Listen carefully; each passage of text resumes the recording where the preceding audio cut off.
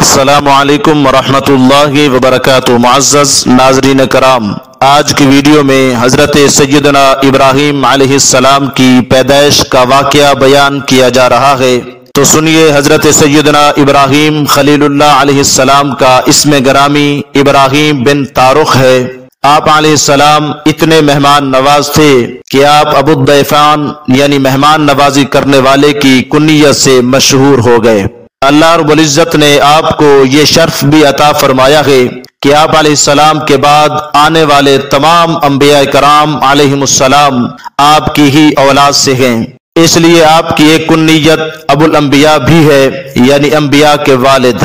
اور قرآن پاک میں 56 مرتبہ آپ کا ذکر مبارک آیا ہے، اور آپ کے یہ 5 اوصاف بھی ذکر کیے گئے ہیں۔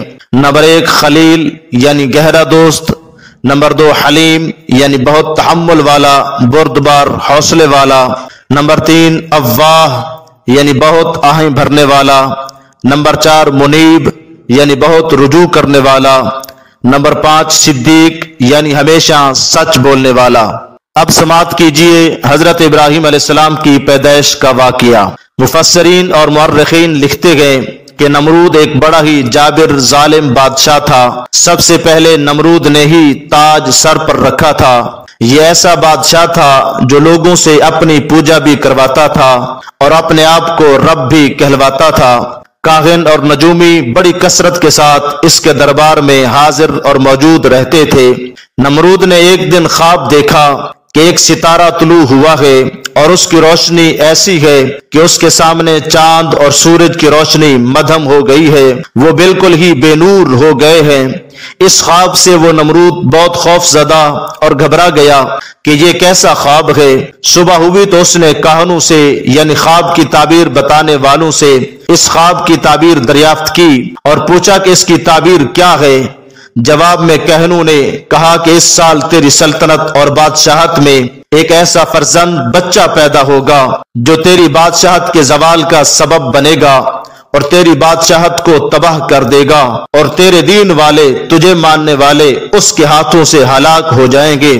نمرود یہ خبر سن کر بہت پریشان ہوا اور پھر اس نے حکم دیا کہ جو بھی بچہ پیدا ہو اسے قتل کر دیا جائے، اور مرد بھی عورتوں سے علیحدہ اور جدا رہیں، اور اس کی نگرانی کے لیے ایک محکمے کو قائم کر دیا گیا تاکہ کوئی بھی بچہ پیدا نہ ہو سکے، اور جو پیدا ہو جائے اسے بھی قتل کر دیا جائے۔ حتیٰ کہ لاکھوں کی تعداد میں اس نے بچے قتل کروا ڈالے، مگر تقدیرات الہیہ کو کون ٹال سکتا ہے؟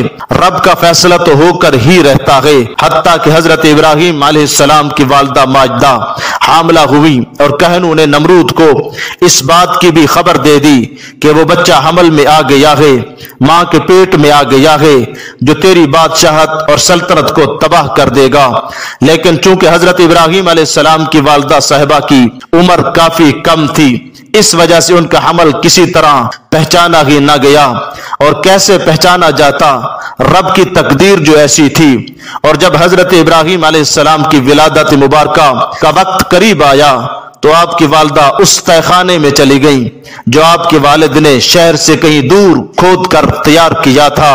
وہاں آپ علیہ السلام کی ولادت باسعادت ہوئی، اور وہیں آپ رہے اور پروان چڑھتے رہے، اور پتھروں سے اس تہہ خانے کا دروازہ بند کر دیا جاتا تھا۔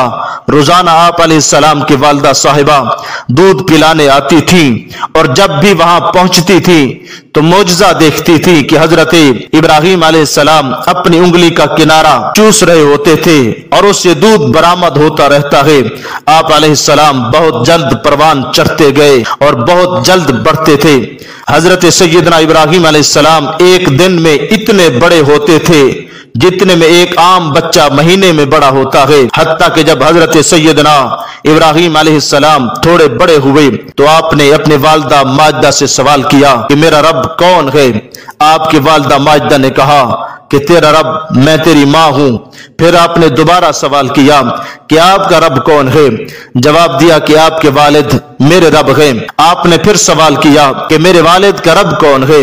تو آپ کی والدہ نے کہا خاموش ہو جاؤ۔ آپ کی والدہ نے حضرت ابراہیم علیہ السلام کے والد طارق سے کہا کہ جس بچے کے بارے مشہور ہے کہ وہ نمرود کی سلطنت کو ختم کر دے گا، مجھے لگتا ہے وہ بچہ ہمارا ہی ہے۔ حتیٰ کہ جب آپ کچھ مزید بڑے ہوئے اور آپ نے ستاروں کو دیکھا تو لوگوں سے کہا کہ کیا یہ میرا رب ہے؟ حتیٰ کہ جب ستارہ غروب ہو گیا تو آپ نے فرمایا کہ غروب ہونے والے کو میں پسند نہیں کرتا، یہ میرا رب نہیں ہو سکتا۔ پھر آپ نے چاند کو دیکھا جو ستارے سے بڑا تھا، فرمایا کہ کیا یہ میرا رب ہے جو ستارے سے بھی بڑا ہے؟ جب چاند بھی غروب ہو گیا تو آپ نے فرمایا یہ بھی میرا رب نہیں ہو سکتا، اگر میرا حقیقی رب مجھے ہدایت نہ دیتا تو میں بھی تمہاری طرح گمراہ لوگوں میں سے ہو جاتا۔ حتیٰ کہ پھر جب سورج طلوع ہوا تو آپ نے سورج کو دیکھا تو آپ نے فرمایا کہ کیا یہ میرا رب ہے جو ان دونوں سے بہت بڑا ہے؟ حتیٰ کہ جب سورج بھی غروب ہو گیا تو آپ نے فرمایا کہ یہ بھی میرا رب نہیں ہو سکتا۔ اے میری قوم، میں ان سب چیزوں سے بری ہوں جن سے تم شرک کرتے ہو۔ معزز ناظرین و سامعین، حضرت ابراہیم علیہ السلام بہت اعلیٰ و عمدہ اوصاف کے مالک تھے۔ آپ علیہ السلام کے چند اوصاف میں سے صرف ایک وصف سماعت فرمائیں۔ حضرت سیدنا ابراہیم علیہ السلام نماز سے بہت محبت فرماتے تھے۔ حضرت کعب رضی اللہ تعالیٰ عنہ ارشاد فرماتے ہیں کہ ایک مرتبہ حضرت ابراہیم علیہ السلام نے عرض کی، اے میرے رب، مجھے یہ بات بہت غم زدہ کرتی ہے کہ میں زمین میں اپنے علاوہ کسی اور کو تیری عبادت کرتا ہوا نہ دیکھوں۔ تو اس پر اللہ رب العزت نے فرشتے بھیج دیے جو کہ وہ آپ کے ساتھ نماز بھی پڑھتے تھے اور آپ کے ساتھ بھی رہتے تھے۔ اللہ رب العزت ہمیں دین اسلام کی صحیح طریقے سے سمجھ عطا فرمائے، آمین۔ وما توفیقی الا باللہ۔